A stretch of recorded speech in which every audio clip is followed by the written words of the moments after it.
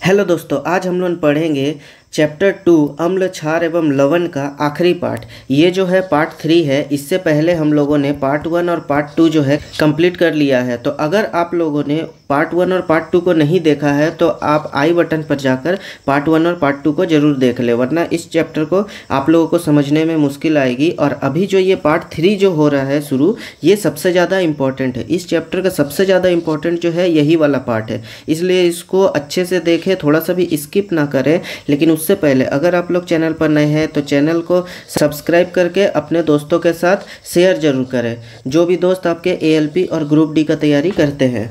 तो चलिए शुरू करते हैं आज के तीसरे और आखिरी पार्ट को। लवण के संबंध में अधिक जानकारी। लवण जो होता है, जो सॉल्ट है, इंग्लिश में इसे हम लोग सॉल्ट बोलते हैं। सॉल्ट के संबंध में हम लोग और ज़्यादा जानेंगे कि किस प्रकार का सॉल्ट होता है और इसे कैसे बनाया जाता है। सबसे पहले है लवण परिवार। इसको छोड़िए, देखते हैं थोड़ा दूर में क्या होता है। तो देखिए लवण का pH मान हम लोग जानेंगे। अब लवण का pH मान क्या होता है, तो देखिए यहाँ पर सबसे पहले दिया गया है प्रबल अम्ल और प्रबल क्षारक के pH मान क्या होते हैं, 7 होते हैं। जो प्रबल अम्ल है और प्रबल क्षारक है, इसका pH मान 7 होगा। क्यों होगा? देखिए एक बहुत स्ट्रॉन्ग एसिड है, ठीक है, बहुत स्ट्रॉन्ग एसिड है और उसको हम लोग स्ट्रॉन्ग बेस के साथ मिलाएंगे तो दोनों क्या हो जाएगा, दोनों अपने साझेदारी करेगा और क्या बनाएगा, सॉल्ट बनाएगा। तो ये जो सॉल्ट बनेगा ना तो इसमें ज़्यादा एसिड का मात्रा होगा और ना ही बेस का मात्रा होगा। तो ये सॉल्ट क्या हो जाएगा, 7 हो जाएगा pH मान, क्योंकि pH मान सिर्फ एसिड और बेस को दिखाता है, सॉल्ट को नहीं दिखाता है। तो pH मान 7 है, मतलब ना तो उसमें एसिड का प्रॉपर्टी है ना ही उसमें बेस का प्रॉपर्टी है।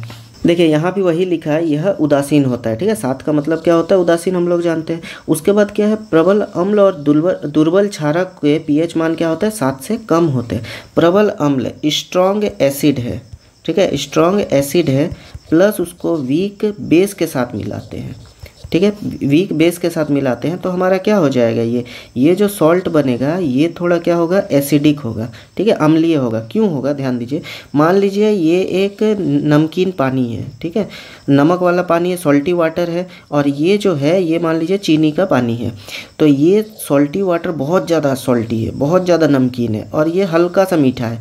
तो जब हम लोग इन दोनों को मिलाएंगे तो उसमें किसका मात्रा ज़्यादा रहेगा, नमक का मात्रा ज़्यादा रहेगा। क्यों? क्योंकि बहुत ज़्यादा सॉल्टी था, बहुत ज़्यादा नमकीन था।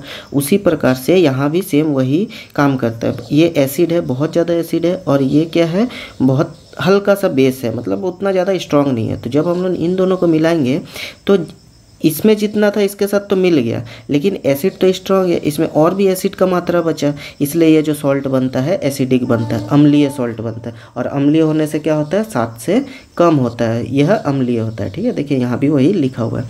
अब उसके बाद क्या है, प्रबल क्षारक और दुर्बल अम्ल को मिलाने से ये 7 से अधिक होता है, मतलब ये क्षारीय होता है। सेम वही चीज़ हमारा अब क्या है, यहाँ जो एसिड है ये वीक है और बेस क्या हो जाएगा, स्ट्रॉन्ग हो जाएगा। तो हमारा जो सॉल्ट होगा वो क्या होगा, बेसिक होगा। सॉल्ट क्या होगा, यहाँ बेसिक होगा, ठीक है। तो ये चीज़ समझ में आ गया होगा आप लोगों को। अब देखिए साधारण नमक के रासायन। साधारण नमक जो होता है NaCl, साधारण नमक हमें पता है क्या होता है, NaCl। इसका जो रासायन है और क्या क्या बनता है इससे, और ये भी कैसे बनता है, ये सब चीज़ को अभी हम लोग देखेंगे। तो देखिए अभी क्या दिया हुआ है यहाँ पर, सोडियम हाइड्रोक्साइड। सोडियम हाइड्रोक्साइड का फॉर्मूला यहाँ लिख देता हूँ, NaOH। तो ये कैसे बनता है NaOH, तो देखिए यहाँ से भी देख के समझ में आ जाएगा, लेकिन अभी पहले हम लोग पढ़ लेते हैं। यहाँ पर सोडियम क्लोराइड के जलीय विलयन से विद्युत धारा प्रवाहित करने पर यह वियोजित होकर सोडियम हाइड्रोक्साइड बनाती है। इस प्रक्रिया को क्लोरोक्षार प्रक्रिया कहते हैं। इसको याद रखिएगा, ये इंपॉर्टेंट है, क्लोरोक्षार प्रक्रिया, इंग्लिश में क्लोरो बेस रिएक्शन, ठीक है। तो इसमें क्या होता है, जब हम लोग NaCl सोडियम क्लोराइड को जल मतलब जलीय विलयन है, पानी में घुला हुआ है, और इसमें हम लोग इलेक्ट्रिसिटी करंट देते हैं, तो ये क्या होता है, NaOH, क्लोरीन गैस और हाइड्रोजन गैस, 3 चीज़ में बट जाता है। 3 चीज़ में बट गया। अब देखिए क्लोरीन गैस जो है ये एनोड पर मुक्त होता है, मतलब 2 होता है आपका करंट जो होता है तार, ये 2 होगा, एक ये टर्मिनल और एक ये टर्मिनल, एक एनोड होगा और एक कैथोड होगा, ठीक है। तो क्लोरीन गैस जो है किस में आ जाएगा, एनोड पर आ जाता है। इस पर क्या आ गया, क्लोरीन गैस आ गया। और एवं हाइड्रोजन गैस कैथोड पर आता है, हाइड्रोजन गैस किस में आ जाएगा, कैथोड पर आ जाएगा। और क्या होता है, कैथोड पर सोडियम हाइड्रोक्साइड का विलयन का निर्माण होता है, मतलब यहाँ पर क्या हो जाएगा, सोडियम हाइड्रोक्साइड भी बनेगा। ठीक है, इतना तो समझ में आया। अब इसको क्या किया जाता है, कंटेनर में जमा कर लिया जाता है। यहाँ पर कुछ अलग फ़ोटो था, ये मैं अपने जो एनसीईआरटी का बुक है उससे मैं इसको लगाया हूँ। अगर आप लोगों के पास नहीं है तो आप लोग इसे स्क्रीनशॉट कर लीजिए। देखिए इसको छोटा कर दिया हूँ, स्क्रीनशॉट कर लीजिए। अब चलिए आते हैं फिर से टॉपिक पर कि हम लोगों को अभी क्या देखना था कि यहाँ कैसे क्या होता है। देखिए ये नमक है, इससे हम प्रवाहित कर दिए, करंट हो गया। अब यहाँ क्या होता है, ये कैथोड पर क्या आ गया, हाइड्रोजन गैस, इसको एक कंटेनर में जमा कर लिए। उसके बाद एनोड पर क्या आ गया, क्लोरीन गैस आया, इसको भी एक कंटेनर में जमा कर लिए। और कैथोड पर ही क्या बोला है, NaOH भी बनता है, इसको एक जगह हम लोग जमा कर लिए। तीन जगह पर जमा कर लिए। अब इसका उपयोग क्या है, हाइड्रोजन का उपयोग क्या होता है, ईंधन में, मार्गरीन में, खाद के लिए अमोनिया भी बनाते हैं। ठीक है, उसके बाद क्लोरीन का उपयोग किस में होता है, जल की स्वच्छता, स्विमिंग पूल में साफ सफाई के लिए भी इसका उपयोग किया जाता है। PVC, रोगाणुनाशक, CFC के और कीटनाशक, इसमें क्लोरीन गैस का उपयोग किया जाता है। और NaOH का उपयोग किसमें किया जाता है, धातु से ग्रीस हटाने के लिए, साबुन तथा अपमार्जक, कागज़ बनाने के लिए, कृत्रिम फाइबर के लिए, इतना में क्या होता है, NaOH का उपयोग किया जाता है। तो यहाँ जो उपयोग दिया है इसको आप लोग कॉपी में नोट कर लीजिए। ये बहुत ज़्यादा क्या है, इम्पोर्टेंट है आप लोगों के लिए, इसको कॉपी में नोट कर लीजिए। अब देखिए अगर हम लोग हाइड्रोजन और क्लोरीन गैस को मिलाते हैं, अभिक्रिया करते हैं, तो हमें क्या प्राप्त होता है, हाइड्रोक्लोरिक अम्ल प्राप्त होता है। इसका क्या क्या उपयोग है, ये भी इम्पोर्टेंट है। जितना भी उपयोग दिया हुआ है ये सब इम्पोर्टेंट है, सबको याद कर लीजिएगा और अभी कॉपी में नोट कर लीजिए। देखिए इस्पात की सफाई, अमोनियम क्लोराइड, औषधियाँ, सौंदर्य प्रसाधन के लिए, इतना में हाइड्रोक्लोरिक अम्ल का उपयोग होता है। और भी है, इसमें इतना ही लिखा हुआ है। विरंजक चूर्ण, अगर हम लोग क्लोरीन गैस और NaOH का अभिक्रिया कराते हैं तो हमें विरंजक चूर्ण प्राप्त होता है। इसका क्या क्या उपयोग है, घरेलू विरंजन में, वस्त्र विरंजन के लिए। ठीक है, इतना चीज़ इंपॉर्टेंट है। चलिए बढ़ते हैं अब आगे देखते हैं क्या क्या दिया गया है। आगे देखिए अब दिया है विरंजक चूर्ण का फॉर्मूला क्या होता है, CaOCl2। ठीक है, इसको यहीं लिख दिए हैं, याद कर लीजिए अच्छे से। अब देखिए क्या है, इस क्लोरीन गैस का उपयोग विरंजक चूर्ण बनाने में किया जाता है। जब हम लोग शुष्क बुझा हुआ चूना, जिसका फॉर्मूला क्या होता है, CaOH2, याद रखिएगा फॉर्मूला सबका याद रखिए। अब देखिए शुष्क बुझा हुआ चूना में जब हम लोग क्लोरीन गैस की क्रिया कराते हैं, मतलब अभिक्रिया किया जाता है, तो विरंजक चूर्ण प्राप्त होता है, जिसका फॉर्मूला क्या है, CaOCl2। अब देखिए यहाँ पर यही चीज़ दिया हुआ है, CaOH2 में क्लोरीन गैस का अभिक्रिया कराए तो हमें प्राप्त हुआ विरंजक चूर्ण और जल प्राप्त हुआ।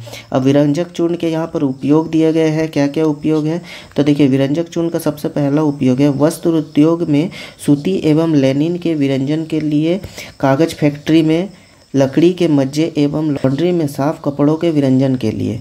दूसरा क्या दिया गया है, कई रासायनिक उद्योग में एक उपचायक के रूप में। एवं तीसरा क्या दिया गया, पीने वाले जल को जीवाणुओं से मुक्त करने के लिए। इतना विरंजक चूर्ण का उपयोग है। जहाँ जहाँ जो उपयोग दिया हुआ है वो सबको जरूर याद कर लीजिए, अभी नोट कीजिए, बाद में आराम से याद कीजिएगा। अब हमारा क्या है, बेकिंग सोडा। बेकिंग सोडा का फॉर्मूला क्या होता है, NaHCO3, इसको भी याद कर लीजिएगा, NaHCO3। देखिए इसका रासायनिक नाम यहाँ दिया गया है, इसका नाम क्या होता है, सोडियम हाइड्रोजन कार्बोनेट। रासायनिक नाम है सोडियम हाइड्रोजन कार्बोनेट और फॉर्मूला है NaHCO3। अब देखिए जब हम लोग सोडियम क्लोराइड में जलीय विलयन में कार्बन डाइऑक्साइड और अमोनिया को मिक्स करते हैं तो हमें क्या प्राप्त होता है, अमोनियम क्लोराइड प्राप्त होता है और क्या प्राप्त होता है, सोडियम हाइड्रोजन कार्बोनेट प्राप्त होता है। अब इसी का उपयोग क्या है, सोडियम हाइड्रोजन कार्बोनेट को ही बेकिंग सोडा कहा जाता है। ठीक है, बेकिंग सोडा देख के आप लोग कंफ्यूज मत हो जाइएगा कि ये क्या है। तो सोडियम हाइड्रोजन कार्बोनेट या फिर बेकिंग सोडा का उपयोग क्या है, देखिए बेकिंग पाउडर बनाने में इसका उपयोग किया जाता है। बेकिंग सोडा और बेकिंग पाउडर दोनों अलग अलग चीज़ है। जब baking soda, sodium hydrogen carbonate एवं टार्टरिक अम्ल, ठीक है, टार्टरिक अम्ल जैसा एक मंद खाद्य अम्ल का मिश्रण है, ये क्या है, इन दोनों का बेकिंग सोडा और टार्टरिक अम्ल का क्या है, मिश्रण है, क्या चीज़, बेकिंग पाउडर। और बेकिंग पाउडर का उपयोग आप लोग जानते ही हैं, यहाँ पर उपयोग दिया गया है पावरोटी, केक, ये सब बनाने में बेकिंग पाउडर का उपयोग किया जाता है। और क्या उपयोग है, सोडियम हाइड्रोजन कार्बोनेट भी एंटासिड का एक घटक है, मतलब इसको एंटासिड के रूप में भी उपयोग करते हैं। और एंटासिड आप लोग कल ही पढ़े हैं। एंटासिड क्या है? जब हम लोग में हमारे पेट में अम्लीयता हो जाता है तो हम लोग एंटासिड का उपयोग करते हैं। तीसरा क्या दिया हुआ है? इसका उपयोग सोडा अम्ल अग्निशामक में भी किया जाता है। याद कर लीजिएगा इसको। सोडा अम्ल अग्निशामक में किसका उपयोग किया जाता है? सोडियम हाइड्रोजन कार्बोनेट का उपयोग किया जाता है। अब आता है धवन सोडा। ये सब जितना भी है सब इम्पोर्टेंट है। धवन सोडा, इसका फॉर्मूला क्या होता है? Na2CO3 into 10H2O। ठीक है, Na2CO3 इंटू 10H2O, ये धोने का सोडा का फॉर्मूला है। देखिए, जब सोडियम कार्बोनेट के पुनः क्रिस्टलीकरण से धोने का सोडा का प्राप्त होता है। धोने का सोडा जो है कैसे प्राप्त होता है? सोडियम कार्बोनेट, जब हम लोग सोडियम कार्बोनेट का पुनः क्रिस्टलीकरण मतलब जल मिलाते हैं, क्रिस्टलीकरण करते हैं, तो हमें क्या प्राप्त होता है? धोने का सोडा प्राप्त होता है। अब धोने का सोडा का उपयोग क्या है? पहला उपयोग है सोडियम कार्बोनेट का उपयोग कांच, साबुन एवं कागज उद्योग में किया जाता है। तीसरा क्या दिया हुआ है? इसका उपयोग बोरेक्स जैसे सोडियम यौगिक के उत्पादन में भी किया जाता है। बोरेक्स क्या है? सोडियम का एक यौगिक है, इसको याद कर लीजिएगा। डायरेक्ट नहीं बोला है लेकिन पूछ सकता है कि बोरेक्स किसका यौगिक है? तो सोडियम का यौगिक है। तीसरा क्या दिया है? सोडियम कार्बोनेट का उपयोग घरों के साफ सफाई में किया जाता है। और चौथा है जल की स्थायी कठोरता को हटाने के लिए भी धोने के सोडा का प्रयोग किया जाता है। अब देखिए, यहाँ एक आपको चित्र दिया गया है। इस चित्र से कुछ कुछ बता देते हैं आप लोगों को। इसमें है कॉपर सल्फेट। ठीक है, कॉपर सल्फेट है।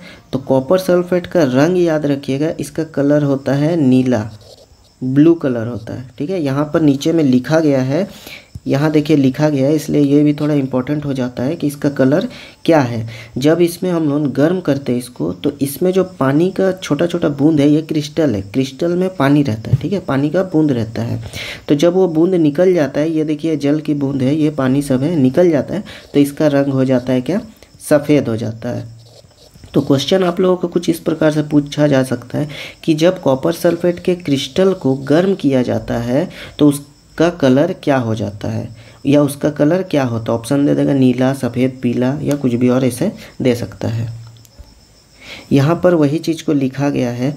शुष्क दिखने वाले कॉपर सल्फेट क्रिस्टलों में क्रिस्टलन का जल होता है। ठीक है, जो भी क्रिस्टल होता है उसमें क्रिस्टलन का जल होता है, पानी होता है उसमें। जब इसको हम लोग गर्म करते हैं तो यहाँ से जल हट जाता है, गर्म करने से जल हटेगा और इसका कलर क्या हो जाता है? श्वेत रंग का हो जाता है, मतलब सफ़ेद हो जाता है। ठीक है, और जब इसको हम लोग पुनः जल मिलाते हैं, पानी से भिगो देते हैं, तो इसका फिर से पुराना अपना जो कलर है नीला रंग वो आ जाता है इस पर। अब देखिए, क्रिस्टलन का दिया हुआ है लवण के एक सूत्र इकाई में जल के निश्चित अणुओं की संख्या को क्रिस्टलन का जल कहते हैं। इसको हो सके तो रट लीजिए, उतना भी इम्पोर्टेंट ये चीज़ है नहीं। अब देखिए, आता है हमारा दूसरा नाम जिप्सम। जिप्सम का फॉर्मूला क्या होता है? CaSO4 into 2H2O। याद रखिएगा, जिप्सम का फॉर्मूला होता है CaSO4 इंटू 2H2O। जब जिप्सम को हम लोग कितना केल्विन पर? 373 केल्विन पर, बहुत ज़्यादा इंपॉर्टेंट है, 373 केल्विन पर गर्म करते हैं तो ये अपने जल के अणु त्याग देता है और क्या बनाता है? कैल्शियम सल्फेट अर्धहाइड्रेट, या फिर उसको हेमीहाइड्रेट भी कहते हैं। और जिसका फॉर्मूला क्या है? CaSO4 into half H2O। ये था CaSO4 था इंटू 2H2O, इतना था। जब इसको हम लोग गर्म किए तो इससे पानी निकल गया और ये क्या बन गया? CaSO4 into half H2O। और यहाँ पर 1.5 H2O जो था ये कहाँ चला गया? भाप बन के ऊपर चला गया, निकल गया। अब देखिए, ये जो हमारा जो ये बना कैल्शियम सल्फेट अर्धहाइड्रेट या फिर हेमीहाइड्रेट, इसका उपयोग क्या होता है? इसका दूसरा नाम जो हम लोग कॉमन भाषा में यूज़ करते हैं, प्लास्टर ऑफ पेरिस, POP। ये चीज़ आप लोग सुने होंगे, प्लास्टर ऑफ पेरिस। इसका उपयोग किस में होता है? जब हमारी हड्डी टूट जाती है तो डॉक्टर उसे जोड़ने के लिए इसका उपयोग करता है। देखे होंगे प्लस्तर किया जाता है सफ़ेद रंग का, हम लोग ऐसे नॉर्मल भाषा में बोलते हैं प्लस्तर हुआ है। ठीक है, तो वो क्या रहता है? प्लास्टर ऑफ पेरिस रहता है। यहाँ पर देखिए वही चीज़ फिर क्या बोला है कि जब हम लोग प्लास्टर ऑफ पेरिस में POP में जल मिला देते हैं तो ये दोबारा क्या बन जाता है? जिप्सम बन जाता है। हाँ, यहाँ पर कुछ कुछ उपयोग दिया हुआ है। खिलौना बनाने में भी उपयोग किया जाता है इसका, प्लास्टर ऑफ पेरिस का। और सजावटी सामान बनाने में, सतह की चिकनाई के लिए, जो हम लोग बोलते हैं ना घर को पेरिस किए हैं, तो वही प्लास्टर ऑफ पेरिस उस पर चढ़ाया जाता है। तो आज का चैप्टर हमारा ख़त्म होता है। ये जो चैप्टर 2 है क्लास 10 का, ये पूरा हमारा कंप्लीट हो गया है। अब आप लोग क्या कीजिए कि इसमें जो जो आपको क्वेश्चंस दिखते हैं ये सबको कोशिश कीजिए बनाने का। यहाँ जितना भी क्वेश्चंस दिखा है ये सबको कोशिश कीजिए बनाने का। और अगर इसमें भी कुछ डाउट होता है तो ज़रूर कमेंट कीजिए, मैं सबके कमेंट का रिप्लाई देता हूँ, तो कमेंट ज़रूर कीजिएगा कुछ भी डाउट हो तो। और अगर वीडियो आप लोगों को पसंद आया तो वीडियो को लाइक करें, अपने दोस्तों के साथ शेयर करें। और हाँ, फिर से बोल रहा हूँ, सब्सक्राइब करना बिल्कुल ना भूलें, सब्सक्राइब जरूर करें। मिलते हैं अगले वीडियो में, धन्यवाद।